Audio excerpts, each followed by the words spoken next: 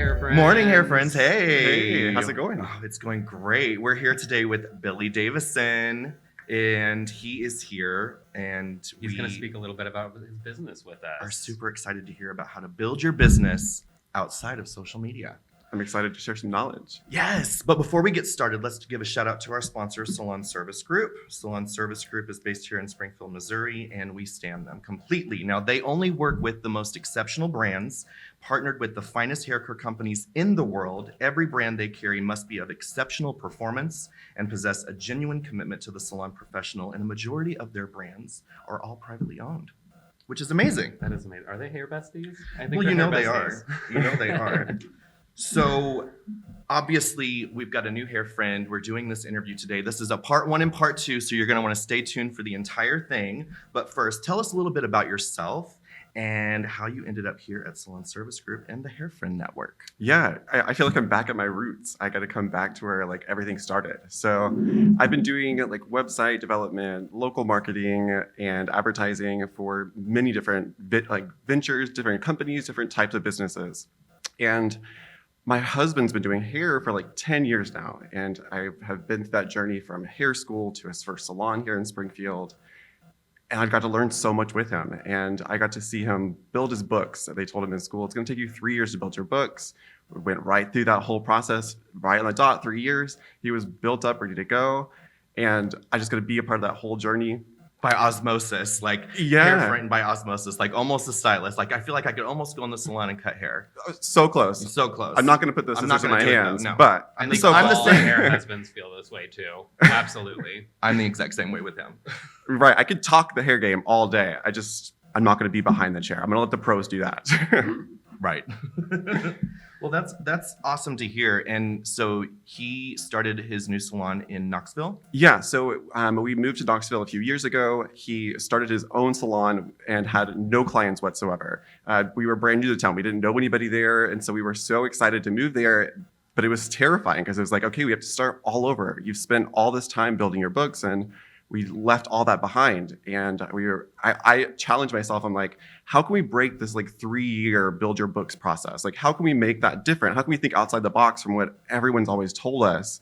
And I was like, well, I've been doing this for other businesses. Why can't I do it for the salon world? Like, just because word of mouth and social media is what everyone says you have to do to build your books, I don't think that's the case. So I got to like really disrupt that, come in and use my knowledge and expertise of like local marketing and website development and doing all that marketing to make sure his salon shows up when it needs to. When somebody, a hair friend is looking for a resource, and he's built his entire salon up in less than a year, hired That's 2 stylists, and is insane. expanding into a bigger salon in August. It's insane. That's Just using your incredible. superpowers basically to help the hair artist out there who wouldn't necessarily know that what you do is what we need as well, because we are so social media driven for our portfolios or whatever. Really, we're social media people. Yeah. So knowing that there are other avenues that we can really take advantage of, I'm really excited to learn. That Yeah. work, clearly. Exactly. Because he's only been open for a year, you said, and Yep. he's done basically what you would do with social media would take about 3 years. Exactly. And a lot of times it's like word of mouth is like how you build your book, but word of mouth takes a long time. It takes a lot of time, and it's not always somebody looking for that service. It's your friend trying to talk them into going to their hair friend. And it's not that case. There's people searching online every single day for a balayage near me or hair extensions near me. Capture those people when they're looking for it. And they're not looking on social media. They're not going on Instagram, typing in hair extensions. They're going to Google to find that like resource. That's very accurate. What do? We get on our phone, Google a salon, Google an artist, and then you go to their portfolio, then you go to their social media. So we need that first step that not a lot of hair artists like know that we're supposed to do. So Yeah. I mean, this is really intriguing just as a hair artist in general. Well, and what I'll say too is that a lot of the hair friends that we've been interviewing recently have been really about their social media. Yeah. And I don't know if a lot of hair friends listening know that there are other things besides social media Yeah. that you should and could be doing right now to really generate business Yeah. and drive traffic to your website, to your salon, to you. Yeah. And we're going to talk a lot more about that in the future episode. But today, we really want to talk about the business that you've created because of the success with your husband's salon. And so, First off, I want to know how did you design your name? Tell us a little bit about your name of your business and how you came up with it. Yeah. Occipital. Occipital Salon Marketing is my business name. I came up with it because like that's a part of the like hair school journey. You learn of like the occipital lobe of the head and the brain. You learn how to cut around that.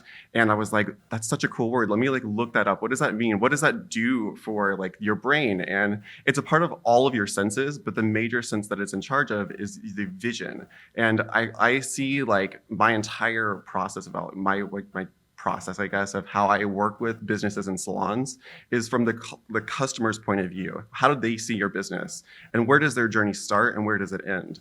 And it doesn't start when they book an appointment and it doesn't end when they walk out of the salon. It starts when they look in the mirror and they do a Google search, and it ends when they're rebooking their next appointment with you already at home and they've had their hair done.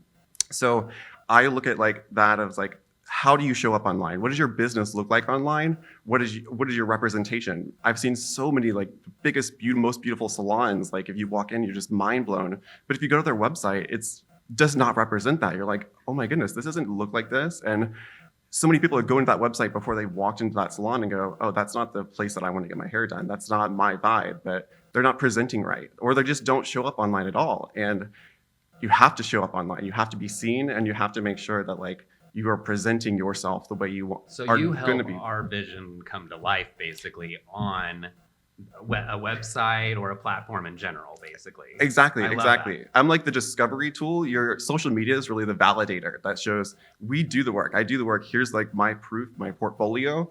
But that's not finding people. That's just validating the work you are doing. So I get you found so you can validate all that hard work and talent. I love that. So do you offer like a deep dive into the analytics behind that too? Because I know for me, I'm very interested in knowing like who's visiting our page, what are they looking at, what are they clicking on, what was the journey for them, and is our website functioning the way that it should be? Yeah. You know, for salons out there that are looking for ways to market themselves, not just through social media, but through direct to consumer. Yeah, absolutely. So I definitely do. I track it to the craziest extent that you would be mind blown and probably a little scared at first, but everybody does it. But I don't have to.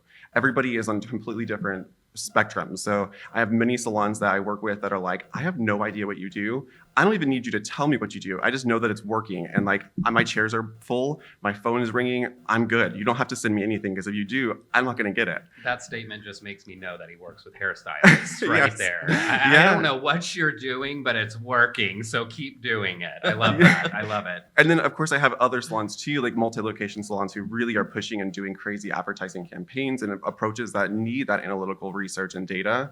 And I create customized reports and say, here, this is where people are finding you. This is where traffic's being generated from. Here's what they actually do when they land on your website. Here's what they're clicking on, and here's what they're looking at. Let's customize that. Let's build this out more. Let's really make sure that we're answering the questions that they're looking for right when they land on that page, so they don't have to search and scroll and read through a whole bunch of stuff. Solve their problem as soon as they land on that page. That's amazing. Do you see a lot of really beautiful websites that are just completely built wrong? Yes. So there's a huge difference between like a person that builds a website for design and a person that builds a website to be discovered. You can have a beautiful website and pay somebody thousands and thousands of dollars to build this like beautiful site, but that doesn't mean people are getting to it. That doesn't mean people are finding it and are seeing that beautiful site. So it's almost a waste of like talent and money. So I take the opposite approach of making sure I build it out for discovery. Mind you, it's still going to be beautiful and pretty, but Right. I'm going to make sure that it's got the content you need to show up. We want it to be found, right? Yeah. I love this. That is so amazing. I can't wait to have you on next week's episode when you give us, I think it's the top 5 steps that hair friends, salons out there that should be doing right now Yep. to build their business that's outside of the normal social media campaigns that they've been running. Right. I can't wait to share my secrets. Oh, That's gonna be so I know. fantastic. This is when I need to get the notebook out and start writing down every single secret, and all of the hair friends out there should be doing the same. I'm doing the Gen Z thing. I'm going to record them on my phone. Oh, okay. All right. All right. Well, if you've been listening to today's podcast, thank you so much, hair friends. And before we go, we want to give another shout out to our sponsor, Salon Service Group. And for that, I'll leave it to Tristan. Yes. Make sure to go to usmooth.com right now. We still have pro bundle sets happening at usmooth.com. And you can also get those at Salon Service Group inside of the store. There's also a curling product right now with USmooth that is 4 for $40. So check out usmooth.com today. And don't forget, you can go to myhairfriend.com and purchase any of our Hair Friend merchandise to become an official hair friend using promo code HAIR20 to receive 20% off your entire purchase. Billy, thank you so much for tuning in.